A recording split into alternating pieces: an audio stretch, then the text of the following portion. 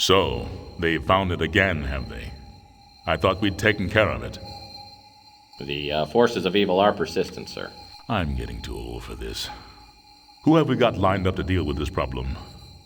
Murphy, sir. Oh, no, not Murphy. Afraid so, sir. What about Spade or Marlowe? Dead, sir. Isn't there anyone else? Sorry, sir, he's next on the list.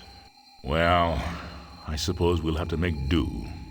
Knowing Murphy, he's going to need help. A lot of help. I'll check the archives and get back to you, sir.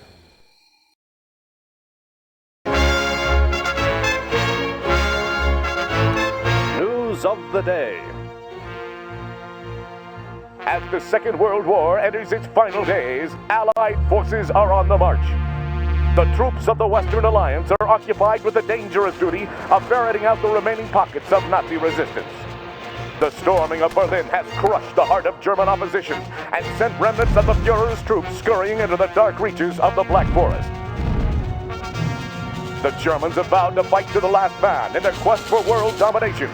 But their days are numbered, with Adolf Hitler dead and the once dreaded SS disbanded.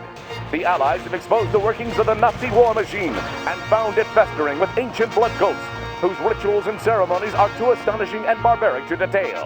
Allied forces will not rest until the last cult member has been revealed and captured.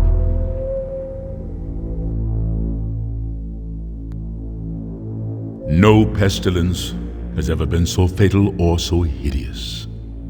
Blood was its avatar and its seal, the redness and horror of blood.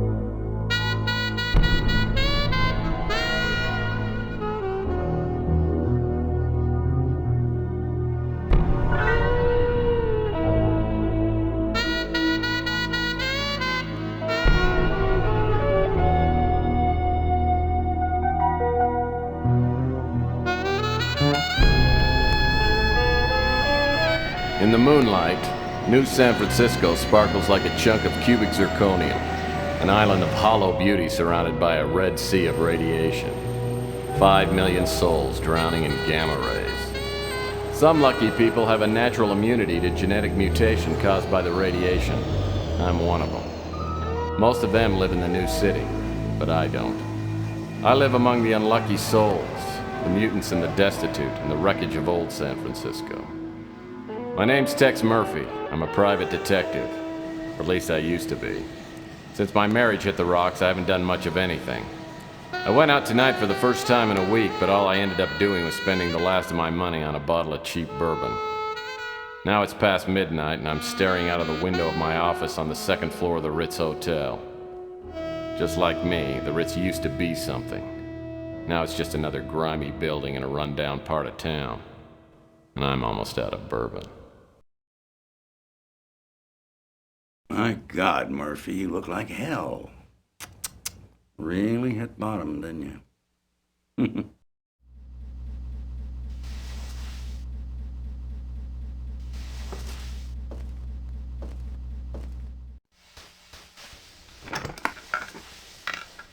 Oh, I usually don't look this bad.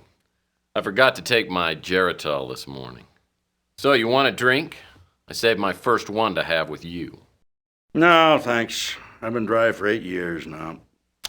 Yeah, one morning I just looked in the mirror and decided I needed to make a few lifestyle changes.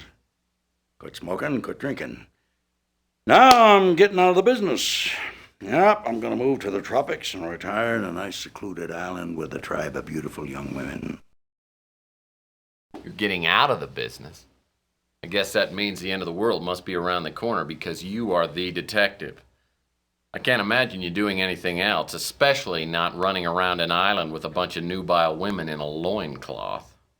Oh, I can imagine it. I've been thinking about it for years now. Yeah. You know how it is. Lonely. Underappreciated. Dangerous. I haven't had a decent night's sleep in 38 years. I tell you, I'm working on a case right now, and that's going to be my last one. Oh. Enough about me. How about you, Tex? How's life treating you? Bad as it looks? Well, it depends. What day is it anyway today? Saturday? Well, Saturdays aren't too bad. It's normally Thursday by the time I get really suicidal. So what is it you wanted? Just come by to sprinkle a little salt into the open wounds of my pathetic life? No, Tex, you got me all wrong. Just because you turned me in and got me suspended and humiliated me in front of my peers. You sold me out. But that's all in the past. See, I quit hating you for that weeks ago. Like I said, I'll be leaving soon, and I didn't want to go with any loose ends dangling there to bother me in my golden years. Hey, don't worry about me. When you tossed me out of the agency, it was the best thing that ever happened. Digging through dumpsters and sleeping in abandoned speeders. You helped me learn a great lesson. Because no matter how bad things are, they can always get worse. So what happened to you? I heard you were doing pretty well there for a while. Did a hell of a job on that Martian memorandum case. What's your problem? You one of those people who can't live with success? Huh? Well, I can live with it. I'm just afraid of commitment. Now you tell me something. Why wouldn't you talk to me 15 years ago? I was a stupid kid back then. Could have tried to understand why I told the ethics board what I did. I mean, I understand now that I was out of line and I made a mistake, but why'd you cut me off like that? Because apparently you never learned the first rule of a PI. And never, ever betray your friends. Now, friendship goes beyond blood and race and politics. You gotta find out who your friends are, then you hold on to them. They're a precious commodity to people like me and you. Now listen, before I go, I came here with a warning. I heard your name mentioned in connection with a case that I'm working on, and you stay out of it. If you don't, somebody's gonna find you floating in the bay with a hole in your head. And I don't need any more strain on my conscience. You know, frankly, I'm pretty insulted. Because I'm a pretty damn good detective, and I can take care of myself, thank you. No! Just remember what I said, Tex. Got no idea what kind of people we're dealing with here. Just keep out of my way. I'll send you a postcard.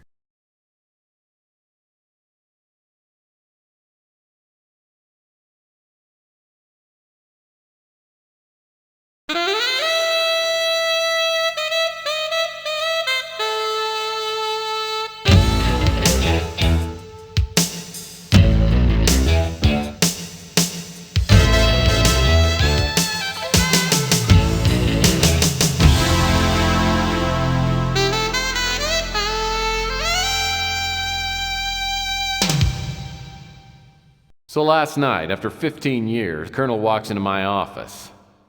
It made me take a good hard look at myself. Maybe I have hit bottom, and maybe I do look like hell.